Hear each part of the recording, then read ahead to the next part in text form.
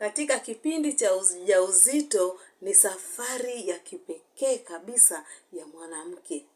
Ni kipindi ambacho mama anakuwa, kuna kitu kinakuwa ndani yake, kitu ambacho ni mtoto. Ni kipindi ambacho mama mjamzito anahitaji upendo kabisa. Ni kipindi ambacho mama mjamzito anatakiwa kujua afanye nini na anatakiwa kujua asifanye nini. Kipindi hiki wamama wengine wanashauriwa wasifanye kazi kabisa, wamama wengine wanakuta wanafanya kazi nzito, lakini ni kipindi ambacho mama anatakiwa ajue kabisa kwamba anafanya shughuli gani ambazo zitakuwa ni kwa ajili ya ustawi wa yeye na mtoto wake. Leo katika Moyo wa Malezi tunaenda kuzungumzia shughuli au kazi 5 ambazo mama mjamzito akiwa mjamzito anatakiwa afanye. Yaani hizo ni kazi ambazo zinamrahisishia mama mjamzito, maisha yake yanakuwa mazuri, anaenenda vizuri na bila kupata matatizo kwenye ujauzito wake. Mimi ninaitwa Muhere Madam. Kama bado haujasubscribe kwenye chaneli yetu ya Moyo wa Malezi, tunakuomba ufanye hivyo sasa hivi, kwa sababu tunakuletea maarifa sahihi kabisa kwa ajili yako na kwa ajili ya jamii nzima. Una uwezo wa kupiga simu au kututumia ujumbe kwa namba 0754579224. Usiache kushare video hii kwa mama wajawazito ili waweze kujifunza. Karibu na tuanze. Hoja ya kwanza ni kufanya kazi nyepesi za nyumbani. Mama mjamzito anatakiwa afanye kazi zile nyepesi za nyumbani kama kupika, kufagia, kuosha vyombo, kupanga mpango mzuri wa ndani ya nyumba yake. Afanye zile kazi za nyumbani ambazo ni nyepesi, asifanye kazi zile ambazo ni nzito. Hiyo inamsaidia mama mzunguko wake, hata mzunguko wa damu unakuwa unazunguka vizuri, yani system nzima ya mwili wake inakuwa inafanya kazi vizuri. Asikae tu bila kufanya kazi, yani afanye kazi zile ambazo ni nyepesi. Hiyo itamsaidia. Kazi ya pili, mama anatakiwa kutembea, yani kufanya mazoezi. Mama atembee angalau dakika 20 mpaka 30. Kila siku afanye mazoezi ya kutembea tu, asikae tu, yani atembee. Hii inamsaidia sana mama kumuimarisha, na pia inamuweka mama vizuri kwa ajili ya kujiandaa kujifungua. Mama atembee, afanye mazoezi rahisi. Hiyo inamfanya mama anachangamka, na pia inamuondolea mama stress na msongo wa mawazo yani. Mama anapokuwa anatembea, anachangamka, na mwili wake unakuwa uko vizuri, anakutana na watu njiani, anapeana na watu hai, huko anaendelea akiwa anafanya hayo mazoezi ambayo ni mepesi. Ambao mimi nakushauri mama mjamzito, mazoezi mepesi ni kama hayo ya kutembea.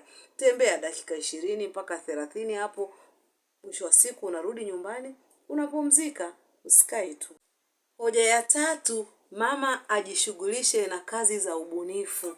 Mama mjamzito pia tunakushauri jishughulishe na kazi za ubunifu kama vile kusoma, kushona, kutengeneza vitu vya urembo. Yani mama unakuwa akili yako inachangamka wakati ule ambapo unapokuwa unatengeneza vitu vya ubunifu, kuchora, kuandika. Hiyo inamsaidia mama kuwa busy, inamkipu busy kwenye akili. Na pia inamfanya mama asiwaze. Unajua wakati wa ujauzito wakati mwingine kuna mawazo yanakuja. Mama anaweza akawa anawaza, nitajifunguaje, mtoto wangu itakuwaje, sijui nini, vitu kama hivyo. Lakini akijikita kwenye shughuli za ubunifu, akili yake itakuwa iko inapambana kuhakikisha kwamba inabuni vitu vipya, kujifunza vitu vipya pia. Anaangalia ujuzi mpya wakati ule anakuwa pale amepumzika, anafanya vile vitu, asikae tu. Hiyo inamrahisishia na inamuondoa kabisa kwenye mastress, msongo wa mawazo unakuwa mbali naye. Hoja ya 4 ni kujifunza kuhusu malezi na afya ya ujauzito.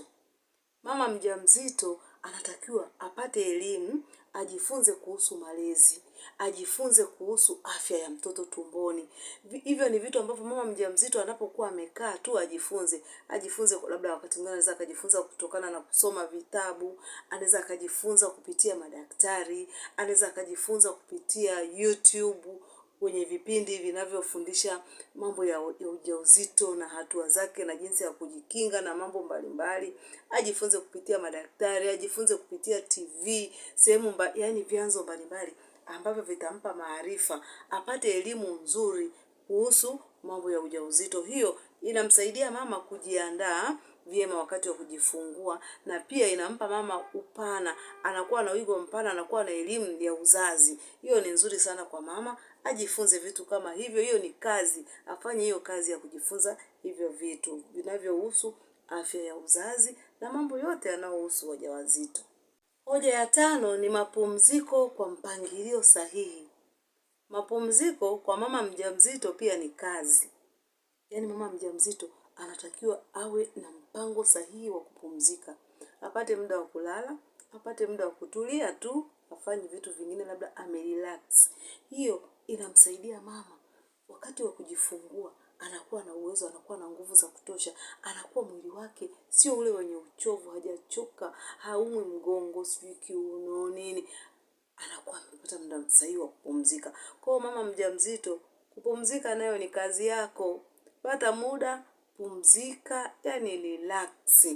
Kwa sababu wewe mama mjamzito unakuwa umebeba kiumbe tumboni kwako. Unakuwa una uzito mwingine ambao umeongeza, japo sio kwa kiwango kikubwa sana ambacho kitakufanya hata ushindwe kufanya vitu vingine, lakini pata muda wa kupumzika. Pumzika, weka akili yako vizuri, tulia, jiandae kwa ajili ya kujifungua salama. Mama mjamzito hubeba zawadi ya maisha ndani yake. Kila hatua anayochukua mama mjamzito ni kwa ajili ya ustawi wa mtoto aliyeko tumboni na yeye mwenyewe. Marafiki, ndugu, tuchukue jukumu la kuhakikisha tunamsaidia huyu mama mjamzito kuhakikisha anafika hatima ile ambayo itakuwa ni nzuri.